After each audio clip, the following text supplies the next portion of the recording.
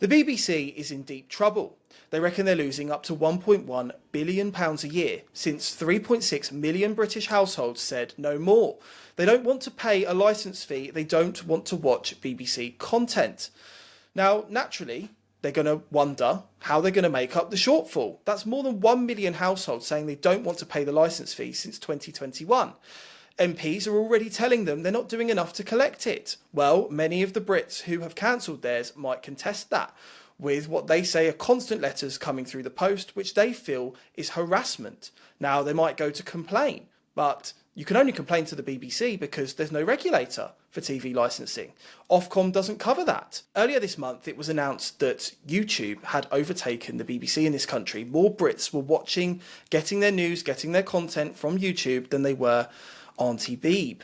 And very shortly after that, the BBC decided to announce that they had created a deal with YouTube to create YouTube first content. They say they want to nurture the next generation of content creators, and they want to create documentaries and children's programming for YouTube.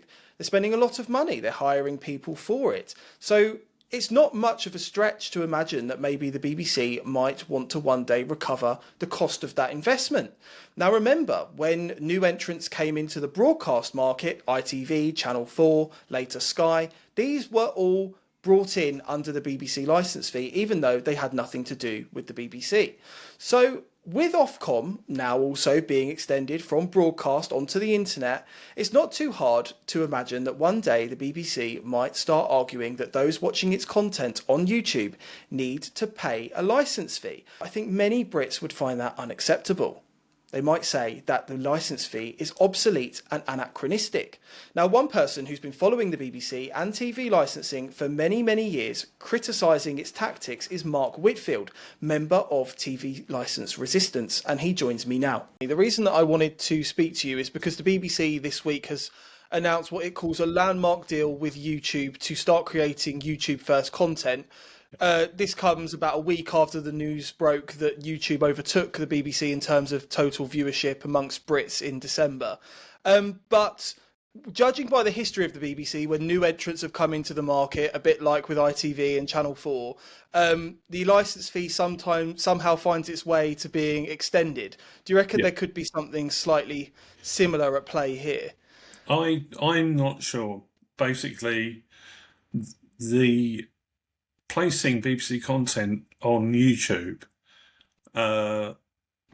would be perfectly acceptable from a legal point of view, from the current scope of the TV licence, but it wouldn't extend the scope, with the sole exception that if the BBC placed one of its broadcast channels on YouTube for streaming, then that would require a licence to view in isolation from everything else that's on YouTube, which doesn't require a license. So that's the decision that faces them at the moment in terms of the current proposition to partner with YouTube. If they wanted to go further than that, and they wanted to actually extend the license to other content, other BBC content on YouTube, then they would need a change in the law to do that. And I've not seen anything from the BBC or from any commentator that says a legal change is necessary. The BBC is struggling at the moment in terms of its losing licence fee payers. I think 300,000 in the last year. I think over 1 million since 2021. The House Committee of MPs have said that the BBC is not doing enough to collect funding, but your group have been tracking the way that the BBC try to collect the licence fee, and you feel as though sometimes it's not always acceptable the way they go about it. Absolutely. So what we've got is a situation where people's expectation of law enforcement is that the rules will be clear, that there will be perhaps a top level description of what the rules are, which I think we probably have, but to back that up with coverage of all of the more minor details, and a lot of that is effectively missing. It's either not there or it's too vague to be useful in terms of people abiding by the law. So there's that issue to start with, and then there's the issue of, well, when a law enforcement organisation comes to the public, we expect them to be transparent and honest with us, and to say exactly what our rights and obligations are, so that we know exactly where we stand when they come and try to engage with us. But that's missing as well. And there's a lot of misinformation. Some of the misinformation is kind of out there in the public domain already, so misconceptions that the public have. And some of it is being actively perpetrated by the BBC themselves through TV licensing and the PR agencies that they engage with in order to put news stories into the media, and also through the letters that they send directly to the public. So in the last full year that we've got figures for, there were 41 million TV licensing letters being sent to the British public, which, given that there's only 27 million households, that seems a little bit excessive. And then adding to that the fact that the letters often contain threats and misinformation, that's a big issue. It's a big issue for us, but I think when the public are gradually coming round to the idea that this is what's happening, and I suspect that's part of that big picture of people giving up their licenses. They're slowly becoming... Sorry. But part of the tactic in these letters, as you say, is quite threatening. But most people who maybe are younger or more clued up, or the people that are breaking the rules, probably know that if they come to the door, just don't let them in. Yeah. But they are still managing to make prosecutions. And I'm just wondering of the type of people that then end up falling foul of it. Is it not more honest people that are more likely to maybe admit that they're not paying, or to let the people in their house? I think we've seen demographic change in the prosecution figures going back over a long period of time. So, for example, when I first got involved in the topic, I think it was 55% female prosecutions. Now it's 75%. So 3/4 of TV licensing prosecutions are women. Now, there have been some comments about that from the Labour government, and I don't think they're happy with it. They're not happy with it, and they're not happy with the BBC's explanation for it either. I think that what we're seeing is, as you suggest, that there's probably a hardcore of evaders who know exactly where they stand under the law, and they know that TV licensing don't have robust powers to deal with them. Basically, if they're coming to the door, you ignore them, and that's your right. And if there's no communication there, then they can't even get one of their very rare search warrants, because they've not got the necessary evidence in order to support that search warrant application. So what's left are what I tend to refer to as casual evaders. These are people who, through financial issues or disorganisation, have let their licenses lapse for some reason, and then they get the inevitable knock at the door. And it's at that stage that they kind of fall into it, because they don't necessarily understand the full range of rights that they have. And TV licensing won't be in any hurry to explain their rights, even though there's kind of a legal and moral obligation to do that. But what do they rely on to prove that you've evaded the licence fee? There's no proof. There's no technical proof. There's no physical evidence. There's no photographs. There's no video. There's no electronic detection in use. What they rely on is a confession. They come to you with a paper form, and they walk through an interview process with you, which is an interview under caution. And the result of that is that they capture you agreeing to having watched a particular program on a particular service that required a license, and you sign at the bottom to say, yep, I done it. And once you've got that, and once they've got that, then that's basically cast iron proof. It's very hard for a minor offence like licence evasion for an ordinary person to overturn a signed confession in court. A solicitor might be able to do it, but a lot of people, kind of looking at the relatively small sums of fines that are likely to be involved, think that getting a solicitor isn't good value for money, that they might pay several £100s to have a solicitor represent them in court to defend against a fine that might be £200. So they kind of weigh that up. A lot of people don't actually attend court, and we're now seeing single justice procedure prosecutions for the TV licence version as well, which doesn't allow people to attend court for those sessions. So it kind of gets lost in this malaise of how effectively people actually get represented under our legal system. Well, we've seen stories out the last couple of weeks that the BBC are going to start using iPlayer to track evaders. Do you think that that's going to be effective? They already have a very basic enforcement system for iPlayer, whereby they compare email addresses from their no license database against active iPlayer accounts. And if they find a match, so that's to say that they've got somebody on the no license database that appears to be using iPlayer, they'll send them a warning email or a warning letter. The only problem with that is that obviously the no license status is linked to a street address, and the use of iPlayer could be anywhere. So you could have a person who's perfectly valid no license status at their home address, but they go to a hotel or to a friend's house, take their device with them, and they use iPlayer there perfectly legally, but it still triggers a warning for that, which is the warning text at the moment doesn't indicate how it's been tracked, and it doesn't say that it's not indicative of an offence either. It very strongly implies that it is an offence, which is not true.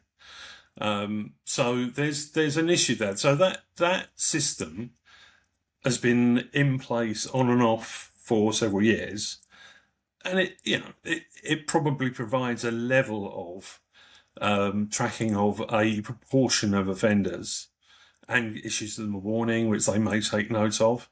All they need to do, if they did want to continue to use iPlayer, is just get a different email address, delete their old BBC account, get a new one with a new email address, and they're good to go. So it doesn't sound like an overly effective method or very scientific method. It's not.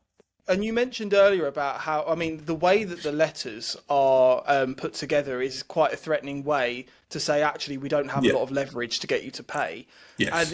And now that we've got stories coming out in the media that they're going to track people through iPlayer, do you think that's just, in a way, just hot air? It's difficult to say. I mean, a lot of the information in the media is effectively hot air because it's being the comments that are coming from media commentators and from politicians are effectively assuming that it's possible to enforce iPlayer because we see Netflix and Amazon perfectly happily maintaining their subscription services with no issue whatsoever, no need for any additional law or anything like that. They just get on and do it. And I think people are assuming that the BBC can do the same thing. The problem is that its enforcement is linked to the TV licence. And whilst you've got that situation where the TV licence is tied to a street address and the iPlayer usage can be anywhere, then there's no way for them to for them to link those two angles for enforcement and actually have it work effectively. What they would need to do, well, there's two things that they could do. They could introduce a standalone subscription for iPlayer so that people could, maybe they'd get a reduction on their home TV license if they took up the iPlayer subscription, something like that. And then that subscription can be independently managed in the same way that Netflix and Amazon do. So that's one option. The other option is they could say, okay, so you've got a TV license for your street address. We're going to allow you to tie in one or more iPlayer accounts to that TV license.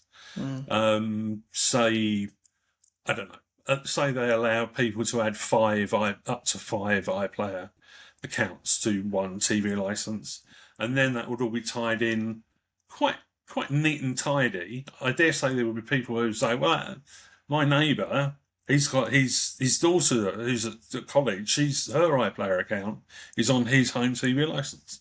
And I'm sure there'll be a lot of sort of little kind of petty stories like that going around. But that's basically the choices that are open to them. There is no big, robust iPlayer enforcement available, given the current usage patterns of TVs versus iPlayer. You've been tracking the way that they try and collect the license fee for a long time. Have you noticed a change in the way that they've done it? Have they become more or less aggressive? Are they prosecuting more or fewer people? You're quite right. It has changed over time. The last charter review in 2016 was quite a pivotal point. Up to then, there'd been a lot of aggression, and also at that stage, the TV license field staff were in a commission scheme, so they were effectively being paid a cash bonus for catching evaders, and that was not a great incentive in terms of the overall objective to run a fair and just system. So the BBC have taken away the commission from the field staff now, and they pay them a standard salary, give them a car, which they didn't used to do. So what they've tried to do is to professionalise the field service, and to an extent that's worked. The overall kind of feedback that we get is that the approach is calmer, it's fairer, it's less aggressive. The basic issues are still there, but they're not being exploited in the way that they were in the past. Now, very recently, the BBC have released some new TV licensing letters which are more aggressive, and I think that's probably to do with the reduction, the current reduction in TV license sales that we talked about before. So it remains to be seen what's going to happen with those letters. They possibly represent borderline legal harassment. There are a couple of key phrases in those new letters which are just unacceptable. And it would be interesting to see. Sorry? Do you know them off the top of your head? No. Some of those phrases. I mean, if you're interested in getting into the detail of that, we can certainly look at some of the letter text.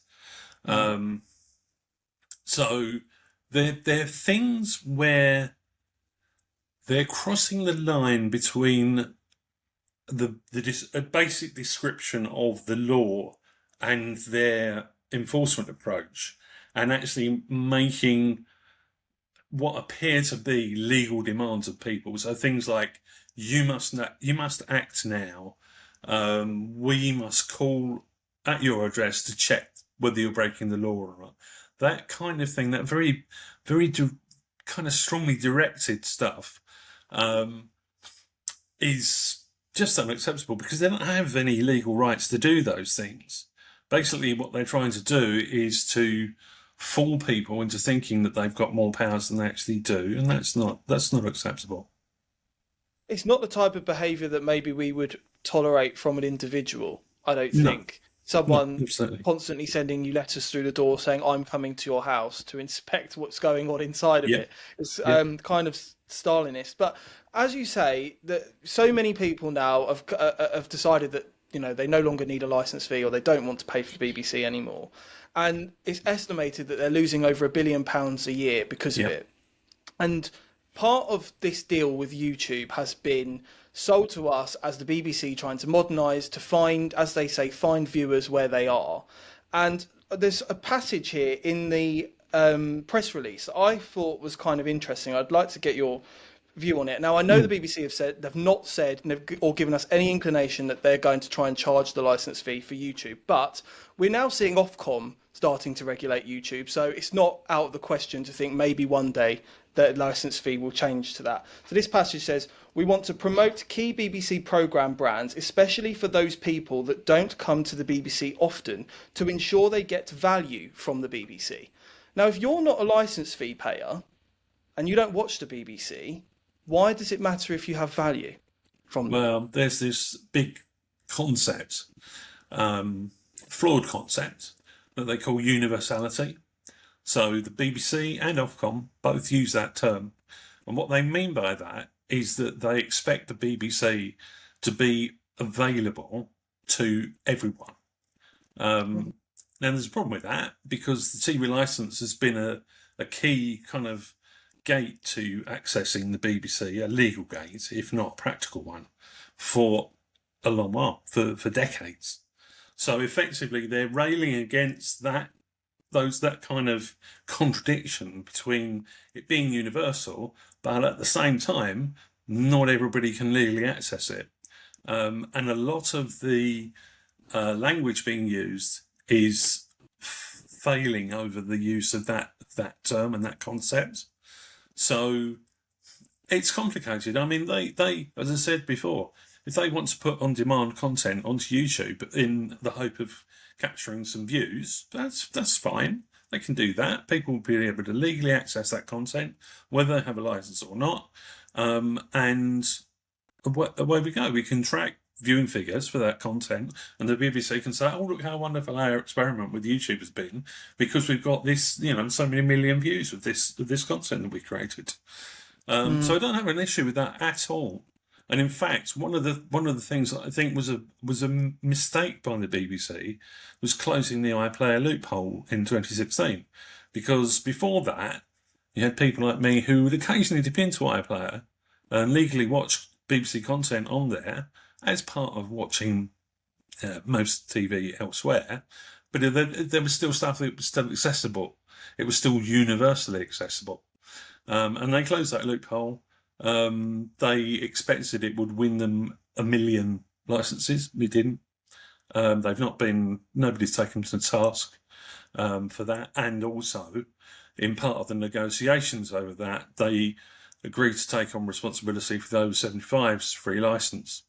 And that, as we know, has not gone down well. The eventual regime that they've implemented for that has been kind of unpopular because it's eliminated.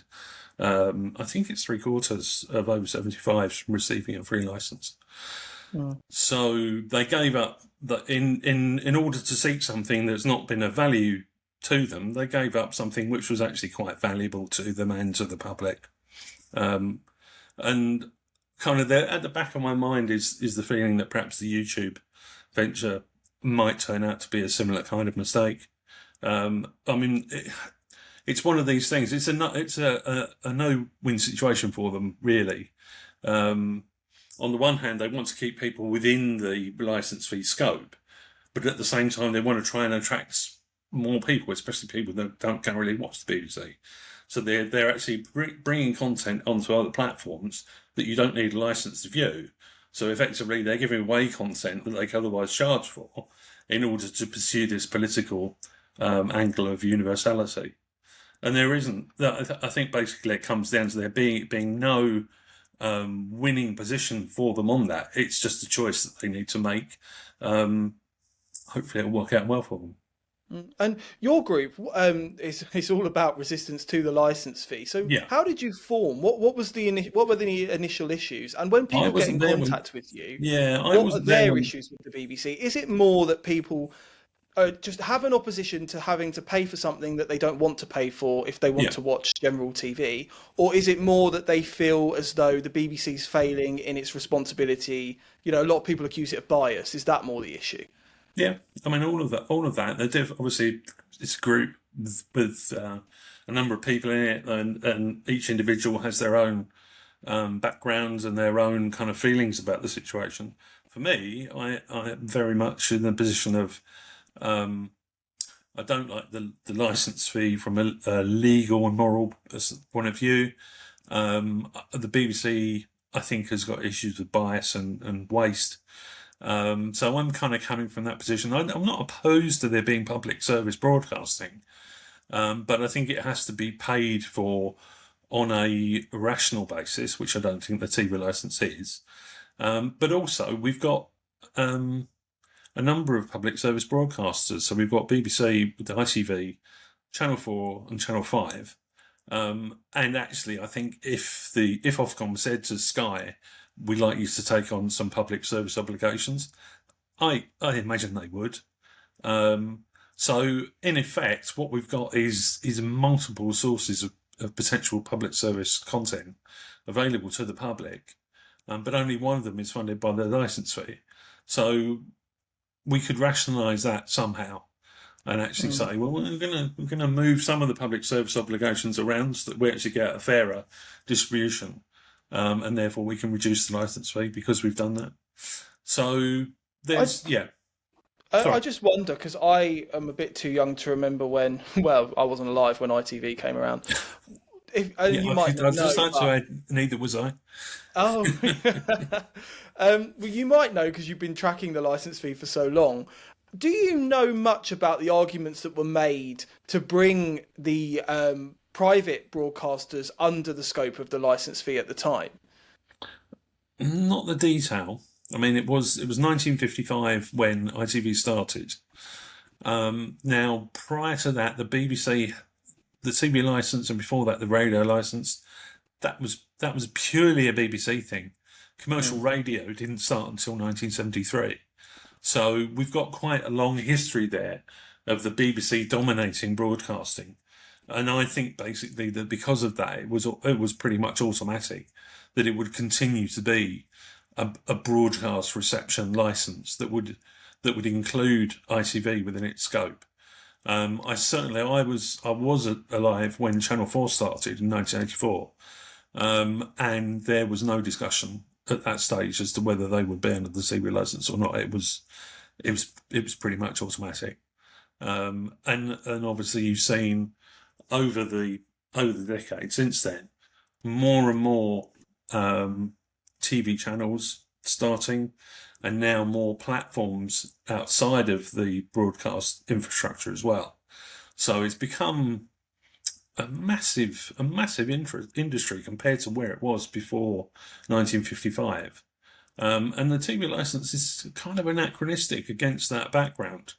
That you've got now, people that want to avoid paying the TV licence kind of need to understand quite a complex landscape of different services, some of which require licence and some of which don't. And I imagine that for some people that could be quite confusing. And there's also a widespread misconception that the licence is just for BBC content, which it isn't. It's for all broadcast and iPlayer. So yeah, there's a little bit of work there for government, Ofcom, to try and rationalise that, I think, and also to publicise what the TV licence covers and what it doesn't cover, and actually have some fair, impartial information out there in the public sector that isn't controlled by the BBC, which at the moment most of it is. And we've seen from the tone and the content of some of their communications that they're not fit for purpose in that respect of being open and transparent. I mean, they're going to spend a lot on this YouTube deal, and I personally have a hunch that one day they're going to try and find a way to recoup the money that they've spent. But we'll keep an eye on what they get up to. I mean, there's other ways to fund it. I think most people in this country, so, I think because people have such an emotional connection to the BBC, some people feel betrayed by it, other people feel like they're being forced to pay for it. In other countries, most European countries have public service broadcasting, and I think in France, they just take it PAYE out of your salary.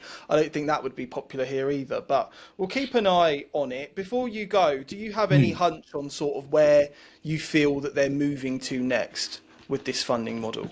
I think that one of the long-term ambitions that the BBC has is to pursue young people. They have always wanted to engage with young people.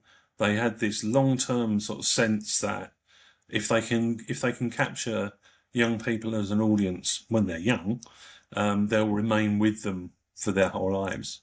I think that's breaking down a bit. As you said before, I think a lot of younger people now are looking at,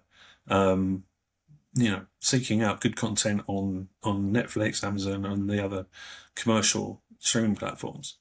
And they are losing those people in terms of that ambition to try and catch them somehow. So I think the YouTube deal is about that. And I think there was a reference in some of the material to making new children's content specifically for YouTube as well. So that will be part of that ambition. I have to say, personally, it makes me feel slightly dubious, slightly cringy about the whole thing. I think really what they should be doing is just creating good content and allowing people to choose for themselves whether they want to watch it or not. The idea of them kind of doing some kind of management of young people as a target, that makes me uncomfortable. So I think that's their direction. I think technically they will seek to diversify. I think they can see that technically broadcast over terrestrial certainly is going to come to an end. And they need to be ready with other alternative routes to the audiences to make up for the loss of that platform. So I think that's their two big aims really. One is youth, and the other is diversifying technically. And I think you can see that both of those things within the YouTube move.